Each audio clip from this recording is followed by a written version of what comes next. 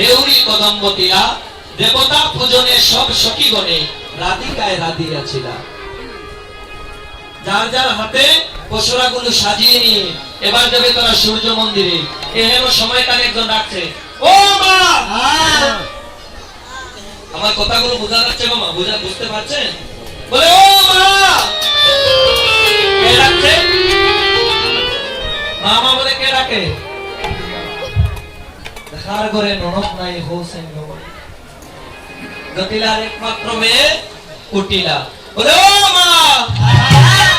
বৌদি তো সাজুগুজু করে কই যাবে? বলে, তোর বৌদি কালকে একটা অমঙ্গল স্বপ্ন দেখেছে, তোর দাদা দূর স্বপ্ন দেখেছে। বলে, মা ভালো কথা, বৌদি অমঙ্গল স্বপ্ন দেখেছে তো সাজ পরিয়াছে মঙ্গল সাজ। হ্যাঁ, ঘরের মধ্যে বড় একটা ফুটো সিঁদুর, সিঁথিতে সিঁদুর, রঙিন কাপড়, এইসব কেন? স্বপ্ন দেখেছে অমঙ্গল। আর স্বপ্ন দেখলে কি সাজতে হয়? বলে, এই কুটিলা শুন শুন, তোর দাদার অমঙ্গল স্বপ্ন দেখেছে তোর বৌদি, তবে সাজেছে কেন জানিস? যে স্বপ্ন দেখেছিল প্রথম রাত্রিতে অমঙ্গল স্বপ্ন, আর একটা স্বপ্ন দেখেছে ভোর রাত্রিতে। ভোর রাত্রের স্বপ্ন অনেক সময় সত্য হয়, তাই না গো? একটা স্বপ্ন তোর বৌদি দেখেছে ভোর রাত্রিতে। বলে, কোন স্বপ্ন ভোর রাতে দেখলো? যে সূর্য বিবের করলে পূজা দুঃখ দূরে যায়, বিলম্বে আর শোয় না গো মাজা। এই গল্প, সূর্য দেবতার পূজা করলে তোর দাদার অমঙ্গল স্বপ্ন দূরীভূত হয়ে মঙ্গলের উপস্থিতি হবে। তাই ওর বৌদি যাবে সূর্য পূজা করতে। বলে, না না না না না, বৌদি সূর্য পূজায় যাবে না, কানো পূজার চলে করবে কানো পূজা। আমি ভালো করে জানি, আমি বৌদিকে যেতে দেব না। জটিলা বলে, এই কুটিলা, তোর মনে যদি এত সন্দেহ থাকে তুইও তোর বৌদির সঙ্গে যা। কুটিলা বলে, এই সুযোগ আমি হাতছাড়া করব না। ঠিক আছে মা, আমিও বৌদির সঙ্গে যাব। আপনারা একটু দাঁড়িয়ে যান, পশরাগুলি মস্তকে নিয়ে সবাই মিলে দাঁড়িয়ে যান। বলে, আমিও যাব বৌদির সঙ্গে। হ্যাঁ, আজ বৌদিকে ছাড় দেওয়া যাবে না। দেখি বৌদি কোথায় যায়। এখানে আসে, এখানে আসে, মতো আসেন দাদারা, একটু পিছনে যান। তো রাধারানী অষ্টসখীর সঙ্গে নিয়ে একটা তুলসী বৃক্ষ লাগবে গো, তুলসী লাগবে, কাউকে দিয়ে আনিয়ে না, সমস্যা নেই। দাদারা বৃন্দা দেবীর এটা একটু এখানে দেবেন। তো বলে, আমিও বৌদির সঙ্গে যাব। সখীগণ সবাই মিলে পশরা নিজ নিজ মস্তকে নিয়ে, এই যে আছে ছোট্ট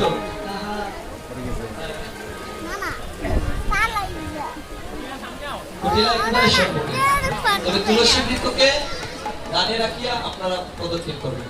এদিকে আসেন, আপনারা এদিকে আসেন, আপনারা একটু পাশে যান দাদারা।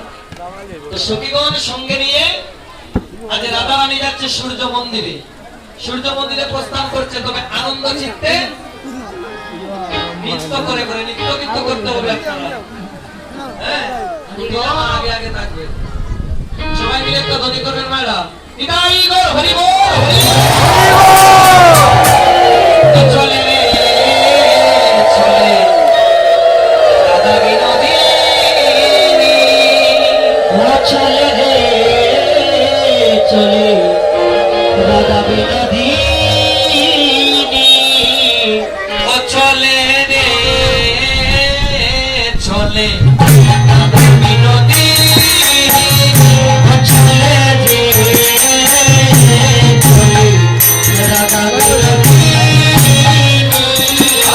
সূর্য পূজা করতে চলে রাধা বিনোদিনী, সূর্য পূজা করতে চলে রাই বিনোদিনী, সূর্য পূজা করতে চলে রাই বিনোদিনী, সূর্য পূজা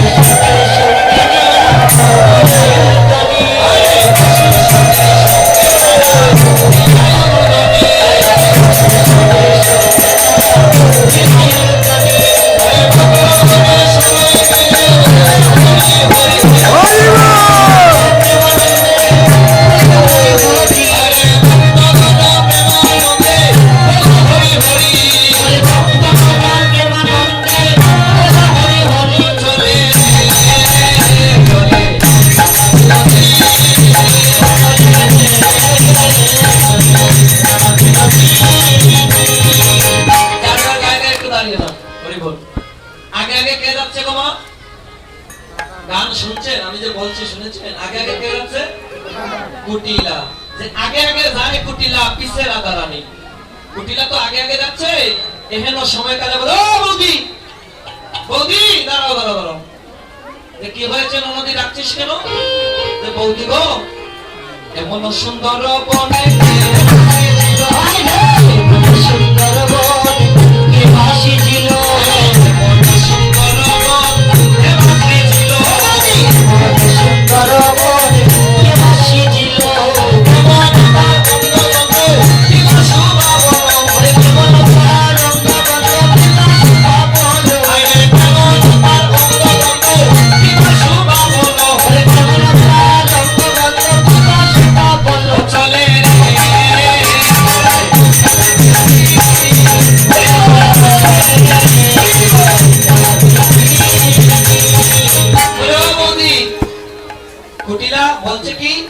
এমন সুন্দর বন, যার যার জায়গা থেকে এমন সুন্দর বন কে বা সৃজিল, কেমন তার অঙ্গের গন্ধ, কিবা শুভা বলো। রাধা রানী বলে, কুটিলা যদি সঙ্গে থাকে আমার কৃষ্ণ ভজন আর হবে না। এই প্রশ্নের উত্তর দিয়ে ননদীকে তাড়াতে হবে। বলে, ননদী গো, এই যে গোবর্ধন পর্বত দেখছো না, দেখতে যেমন সুন্দর, যে সৃজন করেছে সেই মানুষটা মোটেও সুন্দর নয়। বলে, কেমন মানুষ? যে একেবারে অবিকল ভূতের মতো। বলে, ও বৌদি তুই কি বলছিস? বলে, হ্যাঁ যা সত্যি তাই বলছি। বলে, তার অঙ্গের গন্ধ কেমন? যে ননদী, তার একটা দুইটা অঙ্গের গন্ধ নয়, অষ্টবর্ম অঙ্গ গন্ধ।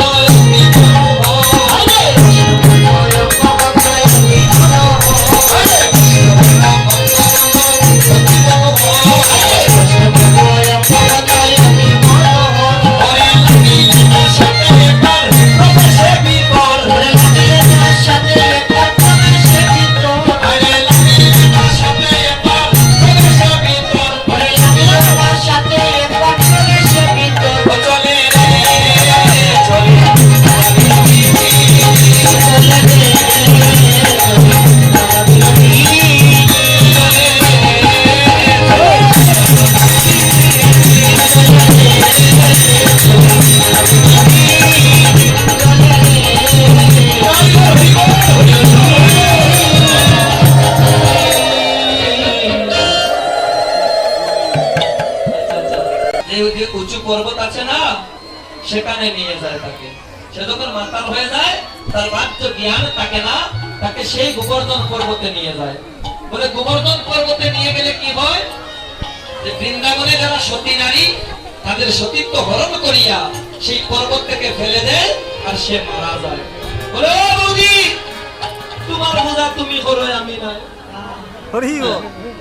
একে তো বৃন্দাবনে আমি আর আমার মা হচ্ছি সতী নারী, আর বৃন্দাবনে কেউ সতী নাই, শুধু জটিলা আর কুটিলা। বলে, আমাকে যদি সেই ভূত লাগাল পায়, অষ্টবর্ম অঙ্গের গন্ধ যদি আমার নাসিকায় প্রবেশ করে, আমিও মাতাল হয়ে যাব। আমাকে নিয়ে যাবে উঁচু পর্বতে, সতীত্ব হরণ করি আমাকে ফেলে দিলে আমি মরে যাবো, বাঁচবো না। আমি বাঁচতে চাই গো বৌদি, মরতে চাই না। তোমার পূজা তুমি করো, মরণ আইলে বাঁচো, আমার কোনো দেখার বিষয় নাই, আমি বাড়িতে চলে যাই। এইবারে আগে আগে যায় কুটিলা,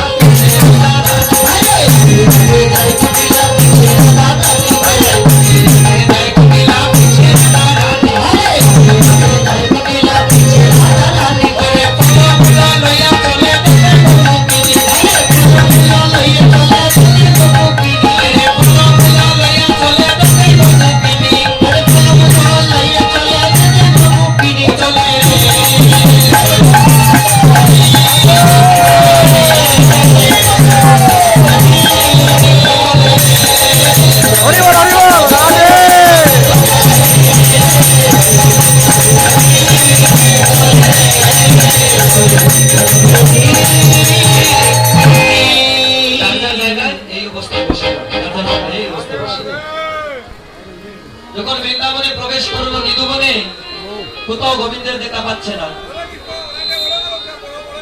একটু বড় হয়ে বসে, এখানে সময়কালে বীরা বৃন্দা দেবী কোথায় আসিলা, বীরা বৃন্দা দেবী কোথায় আসিলা, ওরে বীরা বৃন্দা দেবী কোথায় আসিলা, বীরা বৃন্দা দেবী কোথায় আসিলা, ওরে রাইকেশ্বর সদেবী বুঝিতে লাগিলা, ওরে রাইকেশ্বর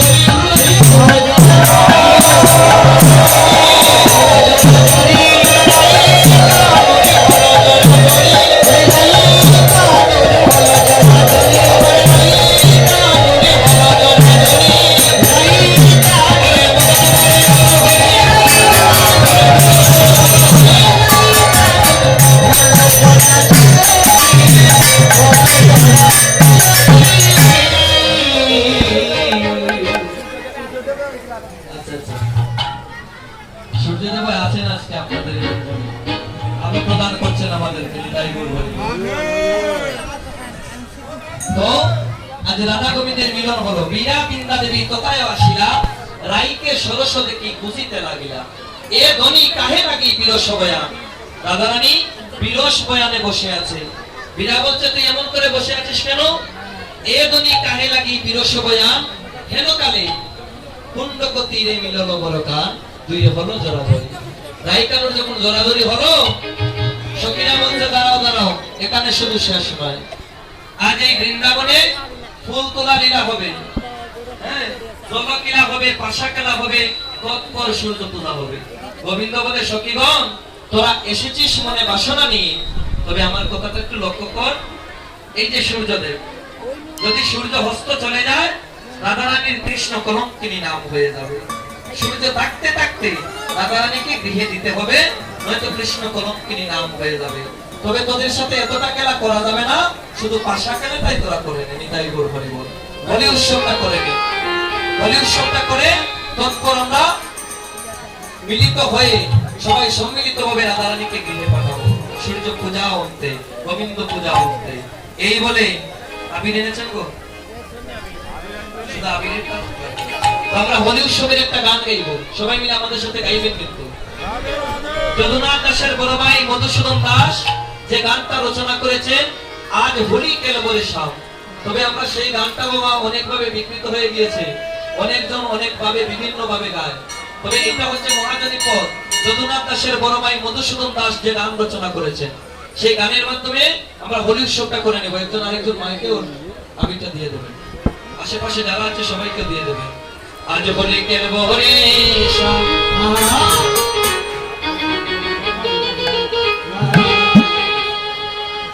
ও সামনে